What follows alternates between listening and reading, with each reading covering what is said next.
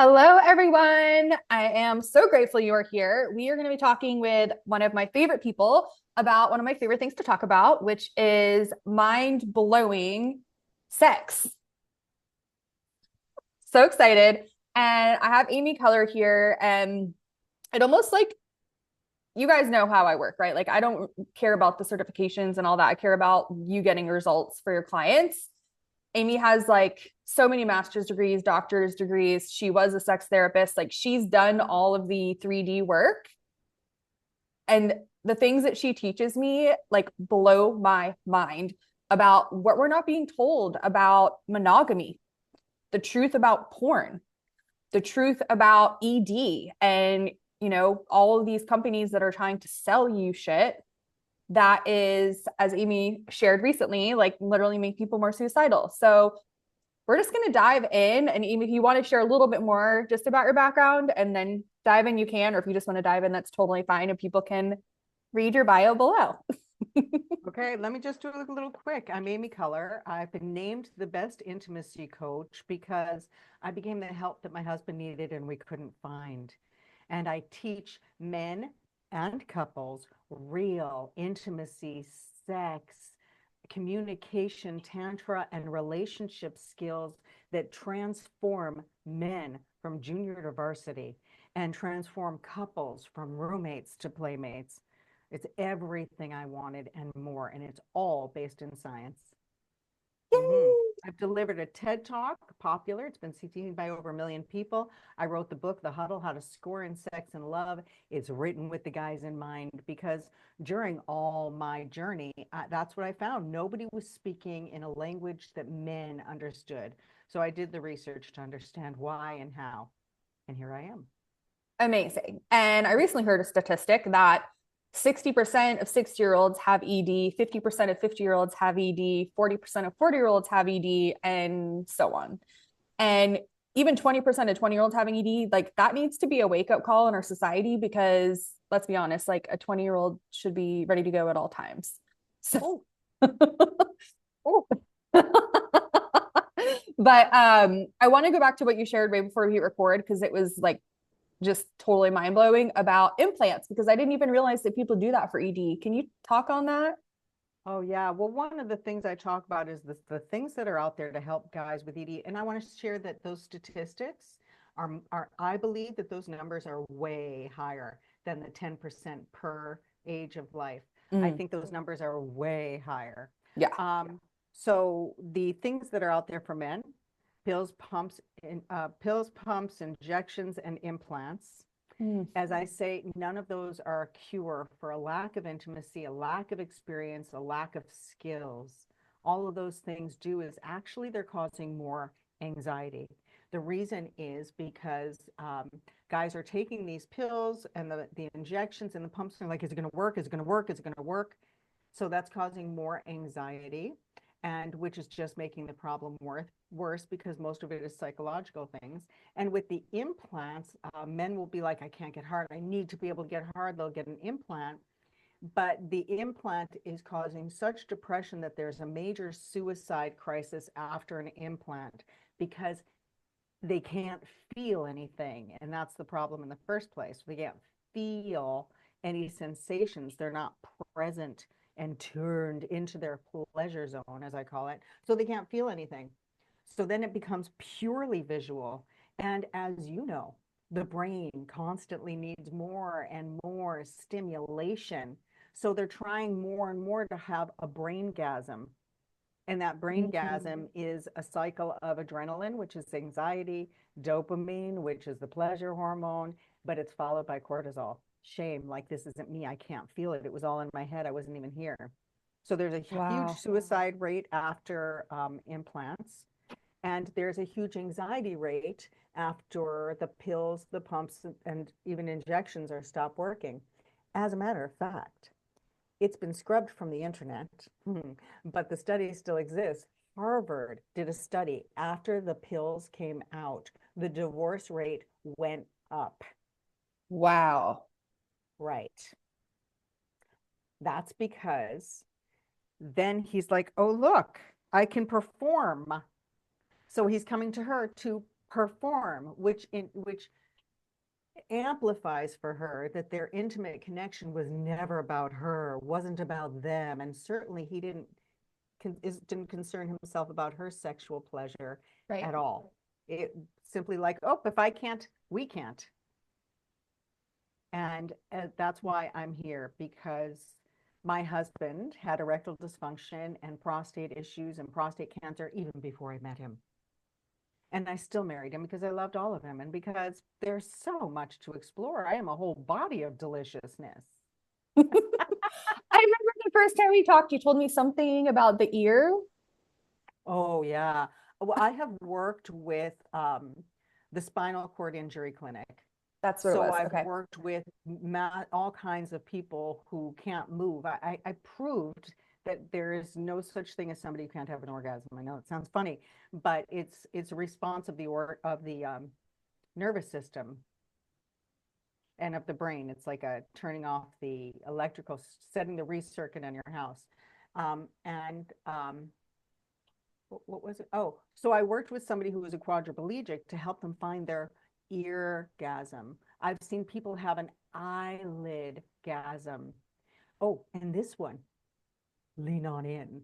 There's a spot just above the crack of the tushy. So, okay, I totally get that. Okay. I love being touched there. It's bizarre. Okay. Yeah, and I get why, because I had to do the research on it because I go, oh, this is a spot. Let me see why. That is Yeah. the base of the spine. And so the way the nerve endings and spinal fluid goes through your spine, there's all these nerves. So it's as if a cord has been broken and it's right there.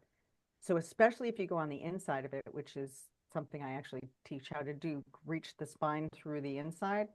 Sounds intense, but it's Sounds wow. amazing. It is amazing. But that base right above the crack, I love that you knew that spot because it's another spot that's highly secretly orgasmic. So I was mapping the body even with people who had major, major injuries.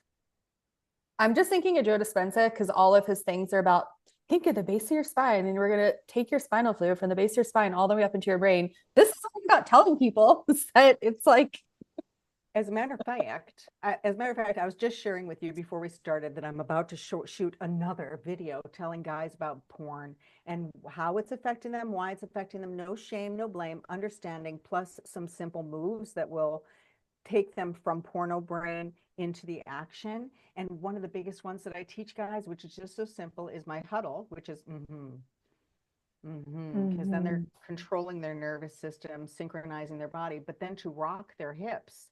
The simple action of humming and rocking their hips is moving this synovial fluid up their spine, creating the brain body synchronicity, and feeling like they're in control.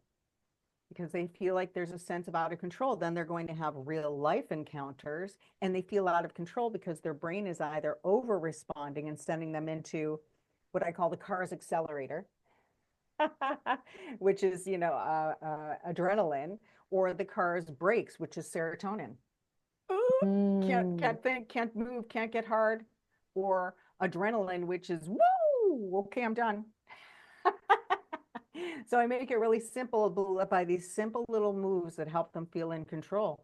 And just when men feel like they have a tiny little bit of control, it affects their whole life, especially if they Exactly. don't have to rely on the pills, the pumps, and the injections.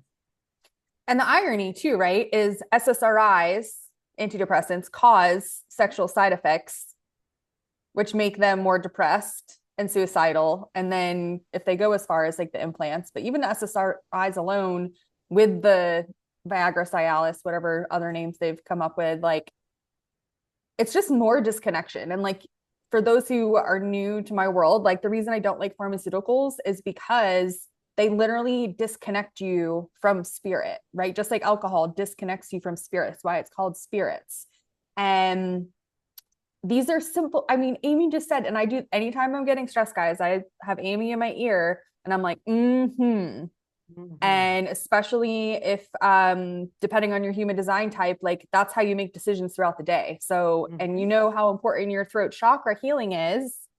And it's crazy when we think of that vibration here and like how our cats can help us, they also have machines, which, you know, it's still a machine when you can do it yourself, that is like a little necklace that you wear and it vibrates on your collar area to like support you with anxiety. But this is a tool you have all the time. And I Exactly. call it a huddle, and it's that sound. And if Mm-hmm. you practice it, I actually have a saying for it. Are you here? Are you okay? Are you willing? Because Mm-hmm. those aren't like affirmations going like I can't say I'm tall, I am tall, I'm not tall. But it's their opening thoughts. I'm here, I'm Yeah. okay, I'm willing to be or do with whatever's in front of me. And I make those little sounds all day. And I've actually healed my brain by using this sound, which is why I wrote the book, The Huddle, to prove the science behind it. But when you do it with another person, you're amplifying our vibrations. Right. So just like when you do it with yourself, it synchronizes you. And your brain can't be spinning out of control because you're controlling it. When you do Exactly. it with another person, oh, it's like it creates a connection without talking, because talking makes our brain start going defensive. And it's a vibration that you can feel. So in my work, oh, and you were talking about the chakras.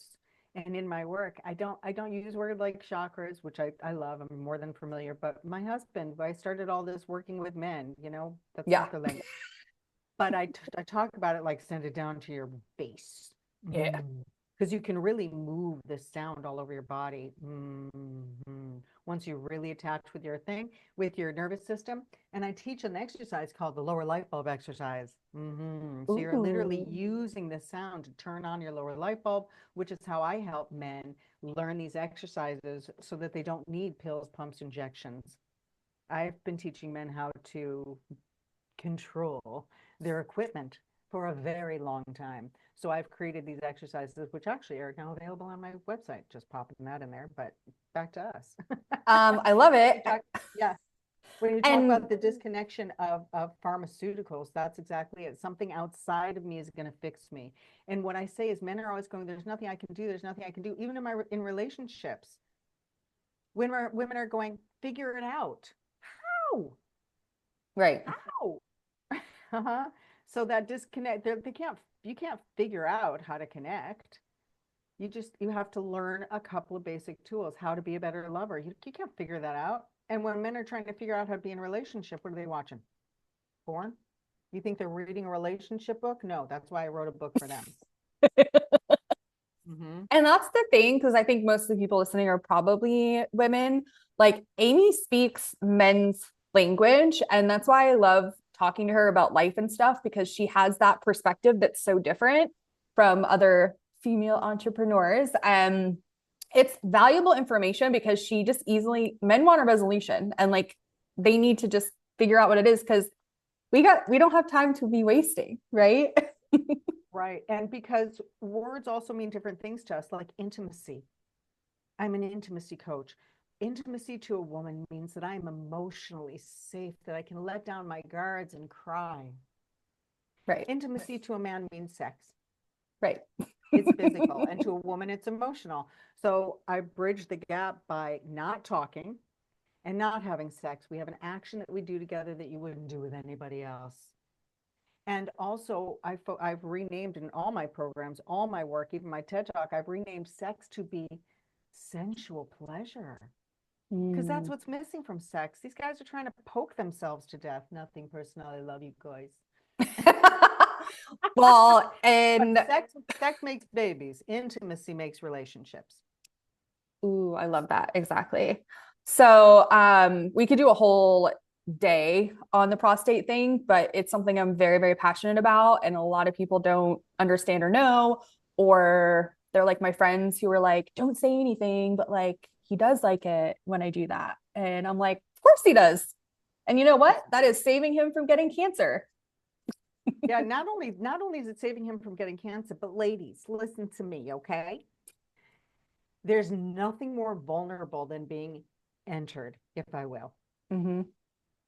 So when you are the one who is entering him, he really gets an experience of how vulnerable it is and that he wouldn't let anybody else do that to him. Mm-hmm. So as I've explained to men and couples going, do you understand now why women get so attached to somebody after they have sex with them? It's because it's so vulnerable to let somebody into you. Yeah. And that's why sometimes women go, no, I am emotionally safe. I love this person. I feel emotionally connected to them. But from that other person's point of view, their intimacy was purely physical. But if you do a couple of these things like I have, which is we huddle together, then we do these moments which moving your brain over your ears, down your vagus nerve, past your main arteries, over your shoulders, down to your fingertips. And the reason I talk about fingertips is because women talk about their feelings, like their emotions, but we've completely disconnected our feeling. Can you feel my body? Can you feel the temperature of me? Can you feel the texture of my skin? That's the feeling I want all of us to tune into. Yeah. Yeah. And if you're here, you're probably a healer. And like, depending on where you're at in your Reiki journey, our hands, that's what Jesus did. He healed people with his hands. Like, that's very powerful. And, you know, gotta Yeah. be using that to your advantage. Yeah. And for the prostate, a lot of times, men will like anal play because it's so intense and they have more nerve endings on their anus than they do on the tip of their penis. Yeah. So it's the most sensitive area. It is directly connected to all parts of the brain, just touching it even without entering it. So I say that if ladies, if you're not interested in it, even if you should just take a finger and especially if you're huddling, if you're going, it just becomes this whole like exchange. And you are the only ones who do this together. That's what I say. Intimacy is about those things that you would only do with each other. And we should be taking care of each other. I teach a pelvic floor massage that I want everybody to do to everybody, but especially men to do to women. If you can see me doing it, this is what it looks like. I'm rolling my hand into my other hand.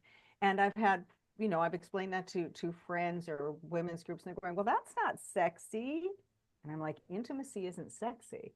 No, Intimacy are those things that you wouldn't do with anybody else. And you get into an intimate relationship to take care of each other intimately. Every woman exactly. has trauma in her pelvic floor. Every man has trauma in his pelvic floor. So when you actually make that safe, super safe, and not just about sex or poking, then Mhm. it's like, oh, you are that person who gives me pleasure there. So yeah, I teach a prostate massage for pleasure and health because it's so important. And men think that they're doomed to have an enlarged prostate and have to have surgery, but the surgery does not help. It You're will not supposed enlarge. to be cut open, guys. Again, if you're new here for whatever reason, like you're not meant to be cut open. These are bodies that we were given. This is us being a physical representation of God. Like we are not Mhm. meant to be cut open. It just devastates me. Like the S word, surgery. Like I can't. Yeah, especially unnecessary ones. And an enlarged prostate can be reversed with regular massage. Does Mhm. it feel good? Yes. Is it a little bit painful? Yes. Is that okay? Hell yeah. Yeah, exactly. It's the same Lots of person people are that like, yeah. like getting their hair pulled or getting smacked or whatever. There's that pain and pleasure mix. Hmm. And Yeah. again, anything's better than surgery in my opinion because I had my wisdom teeth, my tonsils, and then an ectopic pregnancy. Talking about pelvic floor trauma, it was horrible. And the weeks after were horrible because I just now knowing what I know about energy and anesthesia, it totally just made me a different person and it was not fun. So like I Oh, literally am just like super anything we can do to eliminate surgery, 100,000%. wow. Yeah, I can understand that. So the biggest thing that a man has to do to bypass having an enlarged prostate and needing prostate surgery is to have complete full ejaculations. That's why Mm, the prostate gets backed up, is because wow. I say that men are having spurts. Instead, yeah, Wow. so they're, a lot of their ejaculation or porn or real life encounters, they're just still having that same orgasm that they had when they were 15, 17, 18, 22, 28, 38. They're not having that. "Oh," and that's what I teach. And the way that I teach that is by starting with that. Mm-hmm. Ah. So it also helps women have bigger orgasms as well. I've talked to lots of women who have a hard time orgasming. So if that's you, when you're listening, ladies, know that that sound is the thing to do. It's that, Yeah, ah, it's that sound. And also, what I say is a lot of women are taught to pull in when they're trying to have an orgasm or trying to, because, and I'm telling you, we were taught that by some man who thinks that being squeezed is going to be helping him feel better. So she thinks it's her feeling better, but that's not it. no, It's a pushing sensation. I want you to push like almost like you're trying to poop. That'll actually help you have an orgasm. totally. And we're talking about the good ones in my, POV, like G-spot cervical orgasms, anal orgasms. You can even have a throat gasm from giving the love of your life, the man who takes really good care of you, the best blowjob of your life, and you can also have an orgasm at the same time because of your Mm-hmm. throat. The connection between the back of the throat and the cervix, the connection between the throat. I was saying I teach a lower light bulb exercise. Part of that exercise is making that sound, feel the tip of your tongue vibrate. And then there's a piece of fascia that goes down the whole front of your body, over your belly button, straight down your body, that goes to the tip of a clitoris for a woman and the tip of a penis for a man. Amazing. Uh-huh. So just by doing these tiny little exercises, you're going, I have more awareness. I have women in my program who are in their 60s who are going, I have no more pain. I barely have to use lube. I have Yeah. a couple where they've been sexless for 20 years because on their wedding night they found out there was pain. They waited for their wedding night, bless them. And now that she's like, there's no pain. We've tried over the years, there's no pain. There's no, she is like, hanging from the ceilings. They're like going, woo. And Yeah. that's exactly it. So I have these, when you have these exercises and you can make all of your juices flow, They're meant you to can be make, naturally flowing. We don't need lube. can we do a quick exercise? Because it's fun. Please. Okay, put a smile on your face. You can fake it. Never faked in my life, and I am taking that lifelong. Okay, well, this is one thing you can fake. Put a fake smile on your face and give one huddle sound like you're looking at something delicious, like a piece of chocolate. Hmm. Mm. Can you feel your mouth get wet? Yeah, I'm Mm. like drooling. Mhm. That's salivary saliva is magical stuff. We could write a book on it. I think I did. Yeah, But when those juices get flowing, all of your juices get flowing. exactly. Oh, I'm so grateful you said that. Yeah, it's so true. And then if you have a partner, especially, and you do these little rituals where you start with those huddle sounds, and then he touches you in that way I was talking about, you're getting into it. So by the time anything happens, you're both in it together. It's this ritual that takes you in it, that drops the outside world. That's like, and so even if you're having just a moment of a cuddle, or you're having a full, intimate, whole body, sensual encounter, this going into it this way makes it like a real thing. This is special. This Mhm. is that thing we do together. Doesn't mean you can't have boring, plain old sex every now and again, but when you have this special practice, it really bonds you. Yes, I wanted to talk about the scheduling. Mm, I'm all about the schedule, baby. Yeah, Okay. In my program's called the Intimacy Game Plan, and I literally approach it like a sports team. And I've been using this language for over 20 years, so I know it works. yeah, guys And, love it. Football, sex, actually, beer. Sign me they'll up. they'll say that it's spontaneous, that, I want it to be spontaneous, but spontaneous literally means off of the schedule. Yeah. Uh-huh. And you're two completely different people. What time should we eat dinner? I don't know, whenever we're both in the mood. We're two different people with two different moods, appetites, and languages. So Exactly. what I have people do is schedule, let's say Wednesday night and Friday night. So Wednesday night we connect in the living room so that not every intimate encounter has to be about a goal. So even if you're just doing these things, and it's great because that way my wife can say, oh, also I have you take turns. If you're listening, the biggest thing you can do for your relationship and say, this this encounter is all about you. The next encounter is all about me. Because you Mm, can't both hit your own goal at the same time. That makes you competition. That's why you've all fallen into the same pattern. He does that to her, she does that to him, they do this together, we're done. Yeah. Everybody's in the pattern. Okay, are you done? Is it my turn now? That makes you competition. Instead of just being all about your pleasure. Mhm. And then she can fully receive whatever she wants, whether that's penetration or not. And if you're focused on whole body pleasure, nobody else is going to do that to you. Right. And then the next one will be all about him so we can focus on his prostate. So Exactly. that plan really works. It helps you have something to look forward to. I have separate locker rooms for men and women, and I hear from men all the time, you know, to ask, what's your win? What's your loss? What strategy do you need? And men are like, what I've learned the most is that if we stick with the schedule, then everything works. If we follow the homework, and when it's like, because you start to build awareness, oh, my partner has needs. Oh, this is her day to receive. So one of my clients, it's like, oh, all right, it's Wednesday. It's her day to receive. So before he leaves for work on Wednesdays, he makes her a cup of coffee. And so she said to me, I love that he's making me a cup of coffee, but I really don't like the way he's making me coffee. What do I do? So in my program, because we have formulas for this, these little rituals keep us safe. Let's just really go, I don't like the cup, but we have these little rituals that, and I call them the ABCs: appreciation, best part, curiosity, and date. So it would be appreciation. Thank you for making me a cup of coffee. The best part is it's my day to receive. So it reminds me that you're thinking of it, that you're aware that I have needs. C, curious. I'm curious. Can I show you how I like my coffee? Of course. Date. That way, when you bring it to me every week, I'm going to be like, oh, it's getting better and better. He's closer and closer to what I want. And that's the thing. We want to be getting better and better. So how do we give the feedback instead of it sounding like criticism? So I've Hmm. addressed all these things because they're obvious. They happen in every relationship. And I was pissed at therapy for not just giving us actual tools that we could use continually.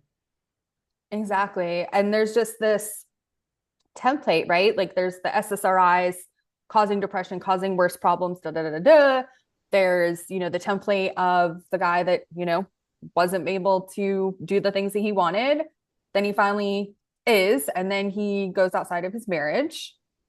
And then there's the people who just settle for like regular, okay, not great sex. But now listening to this, I know, how dare. Like, it's just like preventative medicine, like I'm talking to you guys about with like preventing dementia and all these things. It's still the same story. Like, you can literally prevent reproductive area and any other area, right? Breast cancer by doing these things and taking care of yourself and your partner. And this is also why it's so important to really start thinking about and reframing where we're at in this world, right? We have dating apps, which I just call Uber dicks. I'm Ubering a dick. That's basically what it is. Let's be honest.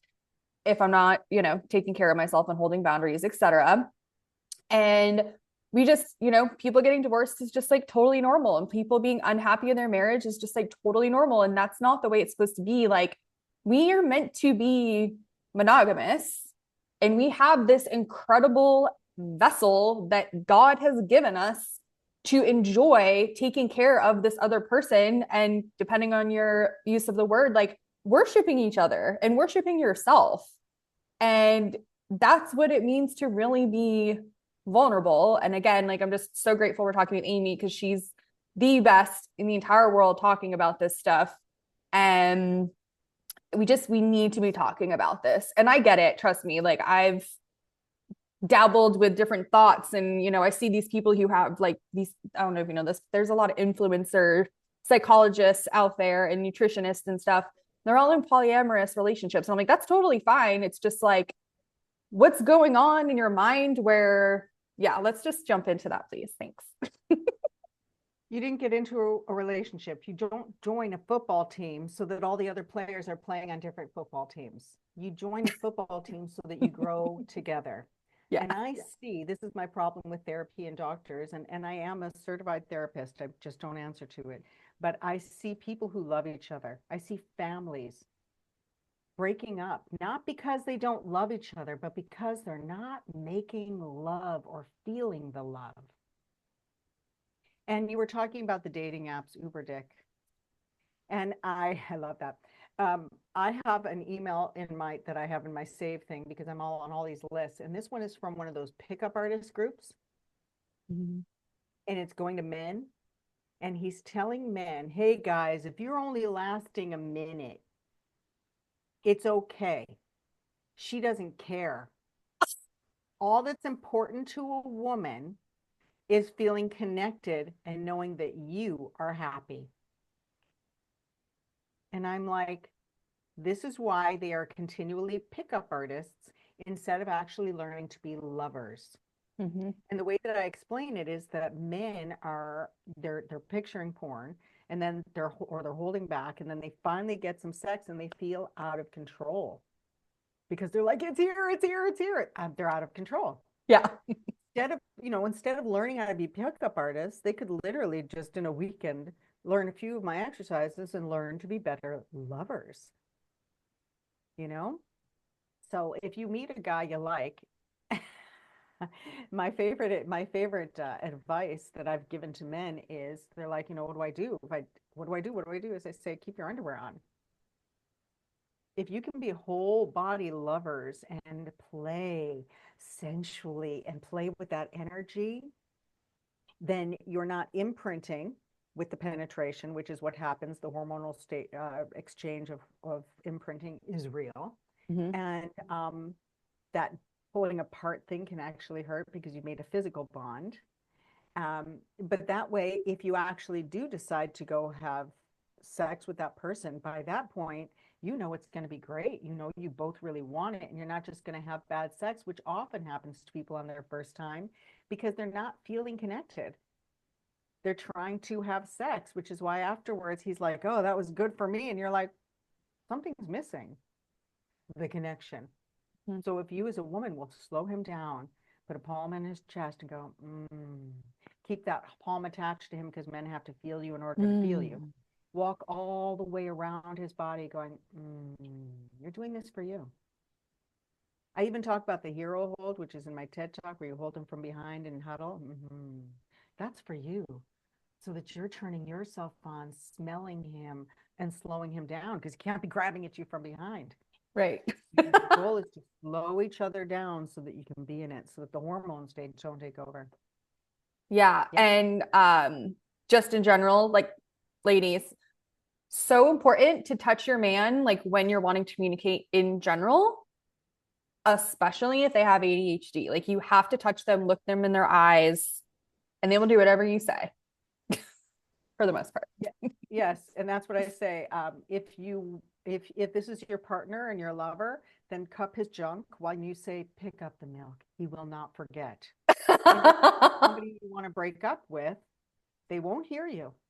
They won't hear you. Even if you say we're over, get out of here, they won't hear you. You have to put a hand on their knee.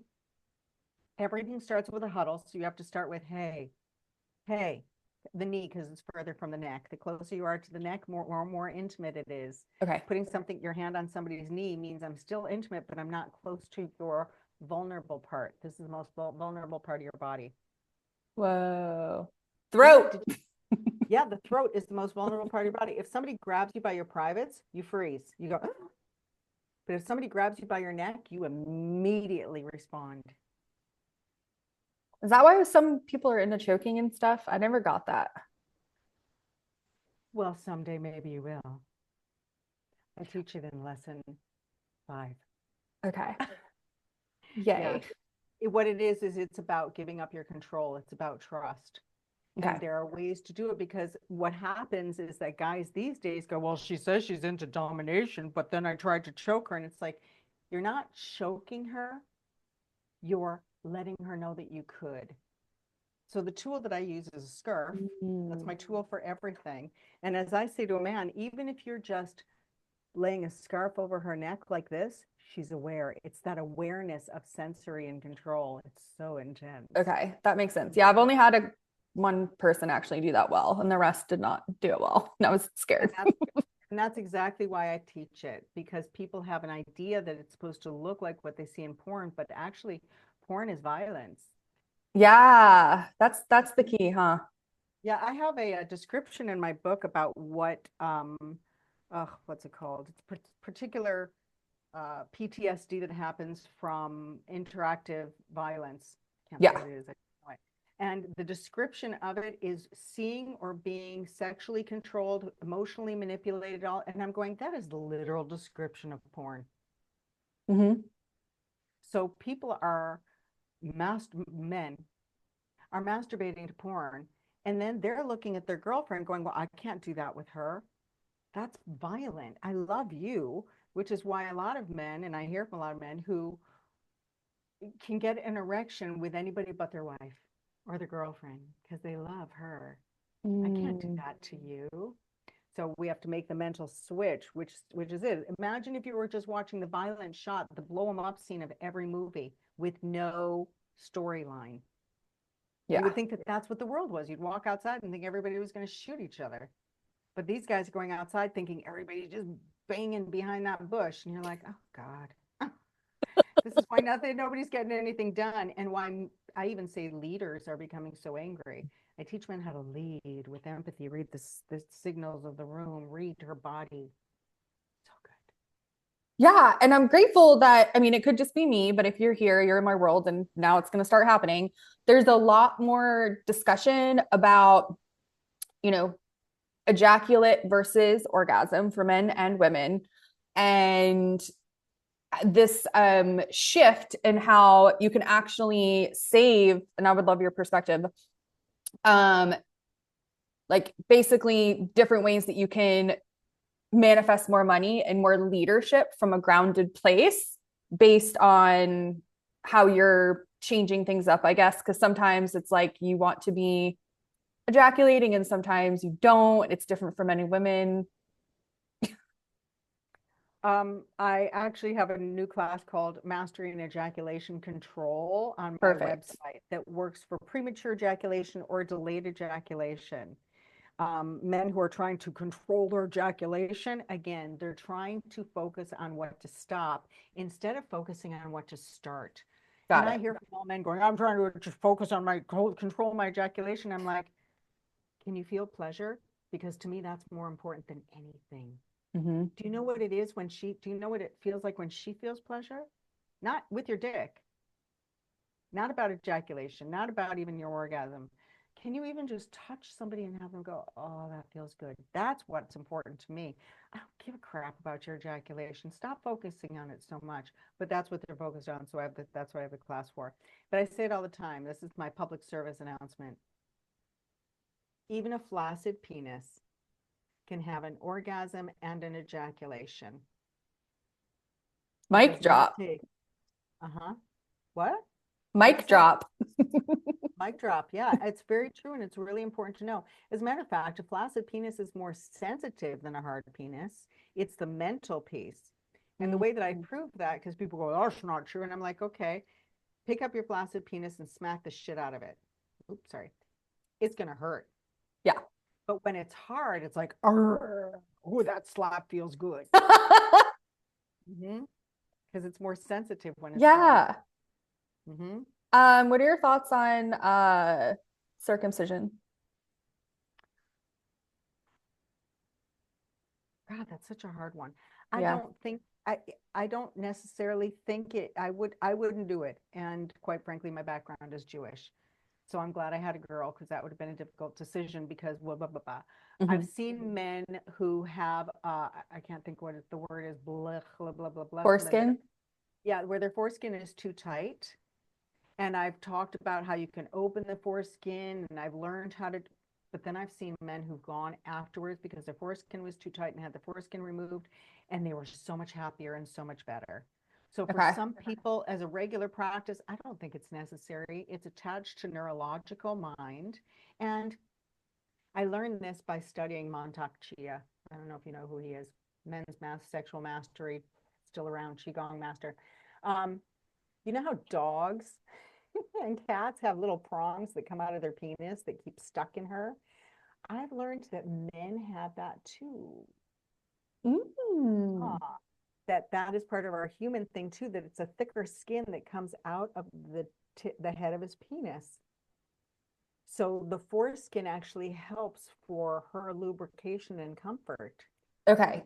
That, okay, this is a deja vu, first of all. I love this for me. And that was what I was curious about. One of my best friends is a Dr. Amen Clinics. He's a genius, sweetest man on the planet. And he's just very interested in like how men and women began and all of that stuff. And he went on this whole tangent one day about circumcision. It just really opened my eyes. And so I like to ask people who are in this field because it was really eye-opening, like no pun, because I because I was like, oh my God, like what if that's like one of their like maybe that's like their little clit and like we're taking it away from them. But like I said, it's a decision every person has to make, but I'm excited for more information to come out. Oh my God, show us your toy. Okay, this is Bob. This is my educational toy. In case you can't see it, it's a plushy toy that I had that's made like a big man's penis, and it even gets soft because ED and PE are one of my specialties. So cute. And it even has a foreskin. So I'm going to show you the foreskin comes out, but Okay. underneath the foreskin, this a lot of people don't know this, and a lot of men don't even know this. Men are busy trying to figure out what part of her is the labia and use the Yeah. right words, but they don't even know about the frenulum. This little spot on the underside of his penis, Mm-hmm. where the foreskin attaches to the head. So if the foreskin is, even if the foreskin is up, it's still there, or even if the foreskin is removed, it's still there. This little spot here is called his frenulum. This is a man's clitoris. Okay. I love playing with that after we're done. Like, I don't know, like, I must have intuitively known or something because, like, it's so cute. I just wanted to play with it. But, like, Play with it before you're done. that's Play what I'm with it as a saying. starter. Play with it as a starter. Use it like a microphone and talk into it because just like the huddle, those sounds, I oh, literally just broke my jaw. you want to imprint on your man. You want him to be yours. You huddle a lot because those vibrations go into him and say his name Oh, yeah. right into his microphone. It's like it goes through his whole neurological system, his whole body, and it's like no one will say his name like to him again like that. You. Wow. The look on your face is like, oh, I can see that. That's how you get him. So if you get to meet a man while you're on, Uber Dick, I love that. You meet a man and you want to see him again, first of all, keep your underwear on and make it a whole body pleasure thing. Yeah. That way he's not entering you. But if you get up to that frenulum, you make that thing, play with the whole thing. So all the awareness is right there. You've opened him up, you've relaxed him. And if you say his name into him, my name that I always use, then it's like, wow, he can't stop thinking about you. It is going to be reverberating through his nervous. Spellcasting 101. I love it. So I want to go back to what you said because I think you and I think of this as normal knowledge, but it's not that if a woman has vaginal sex with a man, she will immediately have a chemical reaction that makes her, I say, just dismiss all red flags and like try to make this her person. Do you want to talk If to the that a sex is little good, bit? if the sex is good, yeah, I will. Yeah. I'll tell you a funny story. I had was during a photo shoot, and I'm always talking. And I said to somebody, the reason what happens is that if you're what happens for a lot of people is that they're out looking for somebody who they can have good sex with, and then they're trying to build a relationship on that. And what I said is that's how women end up with heroin addicts. And she went, I went, Yeah. oh no, girl. And they're like, what is that? And I said, you're supposed to meet someone you love, where you feel like you can open your mind, you can hear what they're saying without having to put a wall up, where you can speak freely without having to feel like you're holding yourself back. Then you open your body. Mm-hmm. And if it's not the best, you go slowly. That's why if you meet someone you like, you can be that with, go slowly. Can I make those sounds with you? Even then just go, oh, let's go have one session with Amy so we're on the same page. We know what we're going into together. We're going to make it special. Yeah, otherwise you're just because sometimes what I say is people think that sex is bonding, but sometimes it can really repulse you if the sex isn't good. and you keep trying to have good sex, you can't try to have good sex. You have to try to have good pleasure. Yeah. You have to go, I'm going to pleasure you this time. Show me how you like, show me how you like to be touched, or touch me like you wish I would touch you. There are these little back and forth. You can't do them at the same time. Because he wants, this, or pull on yours. You're going, oh, wow, this is different. So they're different experiences. But that's the thing, is you don't want to just let people imprint to find out if then, because like you said, then we start overcoming the flags by going, oh, we'll grow together. Oh, he'll figure it out. Oh, we'll get on the same page. But it doesn't just magically happen. And I get why people are going, I just want to have good sex in my relationship. So that's what I found was missing. I'm like, therapy? I didn't sit in an office. I don't want to talk to my husband. He's not a talker. He's a manly man. Yeah. And then pills? Are you kidding? The guy sucks. And because of his prostate issues, I love him. But to know me is to know I love him. But pills aren't going to give him skills. And because of his anxiety about sex, pills were just causing him more anxiety. Okay, now I got a heart on and somebody's supposed to do something with it. And I came up with these exercises where I found I could squeeze him and then do this. I call it this. I name all my little moves. You see what I'm doing? I'm like holding the base and flicking the top. And I'd go, look, you can get an erection. And he would see it and he'd have so much fear about it that he'd lose it. That's the psychological piece. So I went through therapy. I went through neurology. I studied all of it. I'm going, nobody has actually talked about how to overcome this piece, but I've been doing it in my office forever.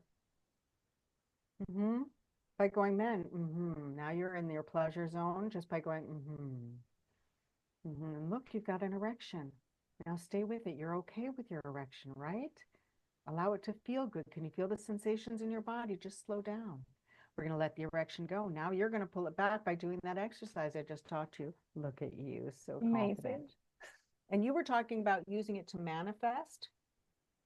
And this exactly is it. As I say, men can't manifest until they actually feel like they are their partner's lover. One of my favorite stories is about an Academy Award winner who came to me, who I knew long before. And he's saying, I won my award. And I'm like, yes, thank you. And he looks down at his wife, but you only can feel as successful as you feel in intimacy. And that's why he was like, I got to fix this. I'm the best actor in the world or whatever. And I look down and I'm like, see my wife and go, how do I be her lover? They want to be the hero, guys. They really do. Yeah. And as confident as a man, the way a man feels about himself in his intimate relationship is how he shows up in the world. That was why I separated from my husband. My husband is a very successful, amazing man. People really respect him. Yes, sir. Thank you, sir. I love you, sir. And I could see how our lack of intimacy was affecting all the parts of his life. So I went off and said, let's take a break, which to me is what separation is supposed to be. I'm going to go solve this and I'll be back. Boom. Yeah, we never got back together, but he wrote the foreword to my book. He's in the audience of my TED Talk. He's my biggest supporter. He's taken all of my courses. Amazing. Yeah, it really is. So cool. Yeah.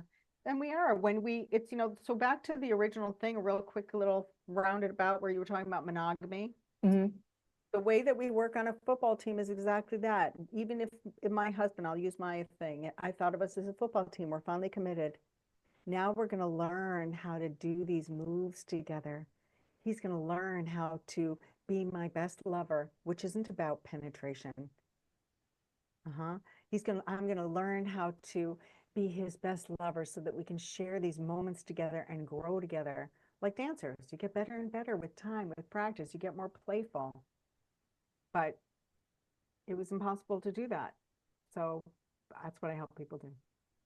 Amazing. Thank you so much. And Amy and I are going to continue having these conversations and we want to answer your questions. So please write in the comments some of your biggest takeaways, things you want to learn more about. You can always privately message us on Instagram if you don't want anyone else to see it. That's totally fine. Like questions that you have that we can cover, because these are the conversations that we need to have. And just like, therapy is becoming more normal in general, normal collective society. Amy and I are here to help talking about sex, all of the sex from both parties in a way that everyone just feels like it's a normal thing to talk about in certain containers. And that's with the people who actually know what the fuck they're doing, like Amy. And I say that these things are private, so that's why we don't talk Yeah. about them in public. I don't think they all should be talked about in public because they are private. They're called privates for a reason. You I love that. don't want to learn about this from your mother or you want to learn about it from your auntie. That's what I am. I That love person. that. I've had one of my favorite quotes was somebody who said that I'm like his grandpa. I give him straight answers and tell him how to do things like my grandpa used to. And I'm like, oh, that is That is amazing. Yeah, I'm just excited to keep having these conversations because, as I'm going through this kind of rebirth, figuring out what I really want. And like, I love talking about this stuff. And especially when it comes to the male, like prostate and anal and that kind of stuff, like, it's more important for us to be talking about this because it can literally save and change people's lives. mm-hmm. Yep, it can. Yeah. Yep, we can save lives because we heal in connection. Mm-hmm. Mm-hmm. Exactly. Thank you, Well, Fallon. I'm so excited. I'm going to put some links for Amy's programs below. So be sure to check that out. Be sure to check out her amazing book. And as always, if you get someone's book, please leave them a review. It helps so, so much. And I'm going to put a link to my ADD course below because, if one of your partners has ADHD, like we need to work on the brain stuff before, doing this other stuff. So I'll make sure that you guys have access to that. But we are so grateful that you're here. We can't wait to hear what questions and comments you have. And we will see you on the next conversation. Thank you, Fallon. Thank you.